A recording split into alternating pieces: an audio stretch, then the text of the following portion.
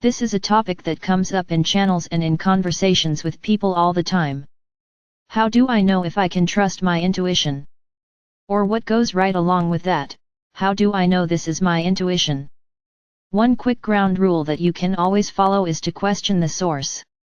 If you have an insight or get a thought with feedback but don't know if it is real, question it. I have found that every time you ask for a higher source, your divinity, your intuition, a high vibrational guide, they don't mind how often you ask for clarity, plus they will give a consistent answer. If you question an insight and the answer is different every time you ask, then good chance it is coming from your ego. When your divinity is giving you an answer, the answer may be a little different, but the outcome is always the same. If the answer is completely different, it is your ego. Your soul is always looking out for what is best for you and looking from a higher perspective. Your ego only knows this lifetime, so is limited in its perspective. Therefore, the answer may change completely, leaving you more confused. Your soul is your God source. It is you through many, many different lifetimes and always has your best interest at heart. Your ego or your personality is what develops with each lifetime that you have, and while it is not necessarily bad, it does not have the perspective of a higher vibration or multiple lifetimes. Another way to look at this is that your ego frequently does not like change, it only knows what it knows. So if you are asking for insights or trying to decide if this is your intuition and it keeps pulling you down, holding you back, or refusing the change, good chance it is your ego. During this meditation, the goddess had you get in touch with your ego and your energy bodies as you remained grounded. Then, once we moved into the all that is, you once more looked at your life, at what you were seeking to manifest, and then looked through the eyes of your ego and the ease of your soul. This really helps you to clarify the difference. She also gave you tools to use when you are trying to discern what is in your best interest. I invite you to practice with this because moving forward understanding your intuition will become more and more important. Is it my soul or my ego? Namasika, Vinaya Benya. I am the one, I am the whole. I greet you, beloved family. I reach out from my heart to yours. I reach out to embrace each one of you for the person that you are, and then each one of you that is a part of this community that comes together every time we have one of these meditations. This is a time that you may nurture yourself. This is a time where you can clear out your energies. This is a time for you to be present as who you are. We have spoken many times in the past about each one of you in the life that you are living, about each one of you as your soul essence and your higher self. We have spoken about your ego, which we frequently like to call your personality. We have spoken about the blending and the merging of your soul essence within your ego. As you are here, still present in your everyday reality, tune within yourself and consider your reaction to something that may be going on. As you breathe in and think about whatever that may be, ask a couple of questions. Do you feel it within your heart? Do you sense it or know it in your thoughts? Does it feel as if it's coming from outside of you? Or does it perhaps feel like it's coming up from within? These are some questions that you may ask yourself as you begin to discern what is my soul versus what is my ego. Your ego is an important part of you in this lifetime because that is the culmination of your experiences, your mental body, emotional, physical, and spiritual. It all comes together and gets reflected out as your personality or your ego, whichever phrase works better for you. I frequently prefer your personality because that is so much more inclusive, and people will sometimes have a preconceived notion that their ego is limited or not as supportive of them, which could be very true. So if you consider all of this and that which makes you the person that you are in this lifetime, just feel the energies as they're going in and around you in this now moment.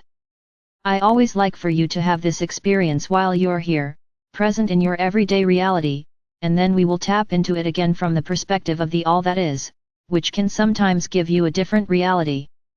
Create that ball of energy or light from within your heart. You can imagine it within your heart or you can take it outside of you. As you connect to this energy that is coming from your heart center, that is one of the ways that you are bridging from your spiritual into the physical. Feel what that is within and around you. As you allow for that to be created, you send a stream of light that goes down through your solar plexus, your sacral center, your root center, and it goes all the way down into the earth. You feel your energies as you link to Gaia. You allow that to then come back up through you. You send it up through your throat, your third eye, your head center, your light body center, and send it all the way up until you link with your higher self. As you look around this space, most often it's as if you are standing in this big open area and there are multiple things in and around you.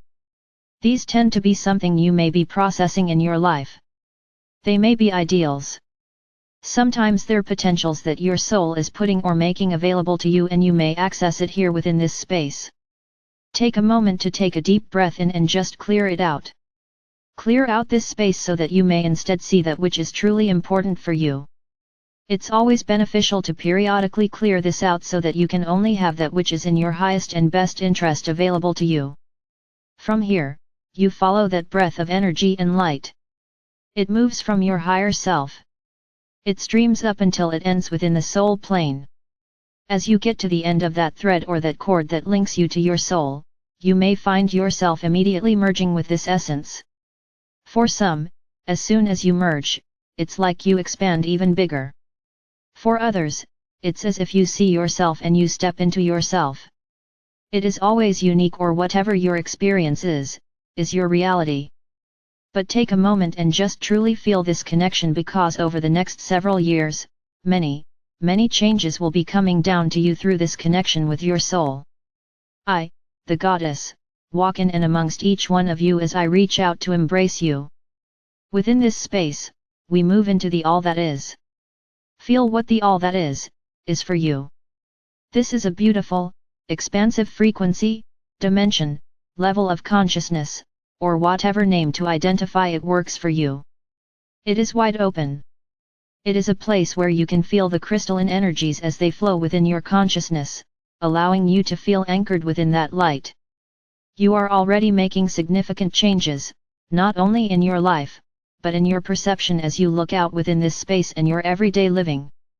If sometimes you might feel anxious, or you might feel as if you are questioning, by coming into the all that is, let yourself feel the peace, the relief, the balance of knowing that you are fully nurtured and supported. Do you remember when you had a sacred place that you would go in your meditations or prayers? For some, it was the beach. Others, the woods, the water, the clouds. Think about that place as it was. Perhaps it's in the past, or perhaps it's current. But think about that place and it will manifest in front of you, here within the all that island. For many of you, that place that you used to go was a different frequency than this one, so it might look different as you shift your vibration and perception up into this higher frequency. I invite you to consider, be it what has been the past or current, but consider what your sacred space would look like. That's a great question. I heard someone say, well, what is a sacred space? A sacred place is for you to feel secure, for you to feel as if you can just let your mind expand or your consciousness expand, and where you can create anything that you would like to create. For many in the past, it was a place of safety as you learned how to meditate or pray. However, now there's so much that is intrinsic within you, your sacred place now becomes a place to push the boundaries a little bit, to move even further into the light and the frequency of potential. I have spoken for several of these meditations about your communication with your divinity, through your intuition, through linking with your higher self, through integrating in the all that is, and many other ways to expand your consciousness. So consider once more something that is happening in your life at this time that you are indecisive about, trying to figure out which direction you need to go, or what decision you need to make. As you consider it here within the all that is, ask, what is in my best interest to know at this time? Many of you will feel a shift in your energy.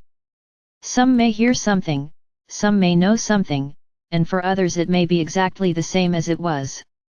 However, you put forth the intention that over a short period of time you will receive this answer. Especially when you are in this higher vibration, it is easier to discern that that information is coming to you from your divinity, because it's right here.